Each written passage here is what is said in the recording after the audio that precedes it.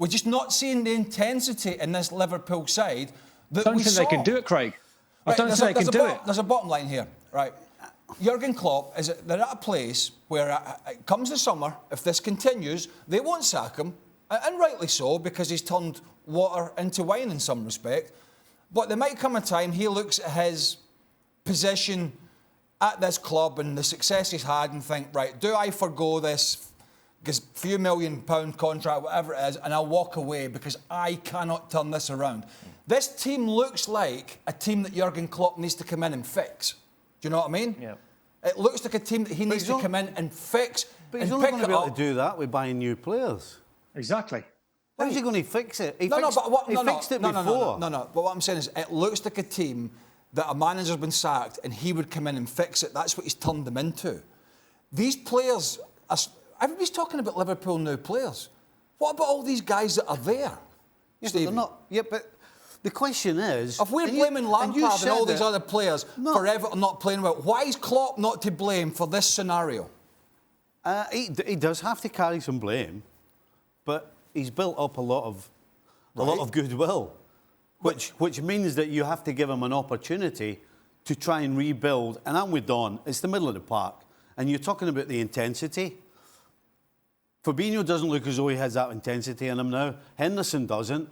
Oxlade-Chamberlain doesn't. Well, they had the intensity 6-7 months ago. He had it. Well, he did 6-7 months ago, but he doesn't have it now. So 7 months is gone. It looks like it. Is that not a He hasn't done anything. No, I understand. He hasn't done anything from the start of the season for anybody to be confident. It's gone on for such a long period of time, let me put it that way, that it makes you wonder whether it's going to come back with him in particular. But the others, Keita was 70 million. He just hasn't been good enough. He's never been fit, but even when he's been fit, he's just not been good enough. We all know James Milner's good for a squad player. As we say, I think Henderson, yes, his legs aren't what they are. Thiago Alcantara on the ball, yes, he's fantastic.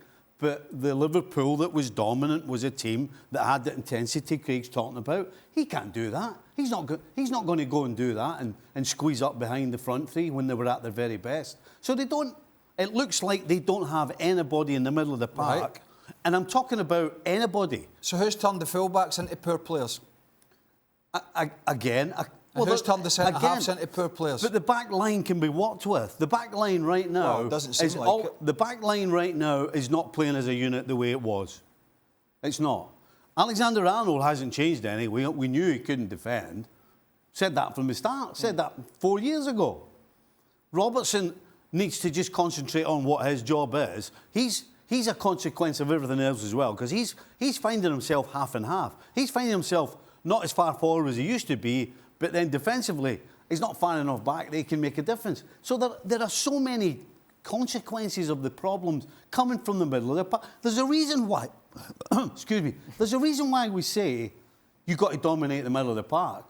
It's the engine room, it's this, it's that. But because everything works off it. That's the heartbeat of the team. Well, thank you very much for watching ESPN on YouTube. For more sports highlights and analysis, be sure to download the ESPN app. And for live streaming, premium content, and let's not forget as well, ESPN FC 7 days a week. Subscribe to ESPN+.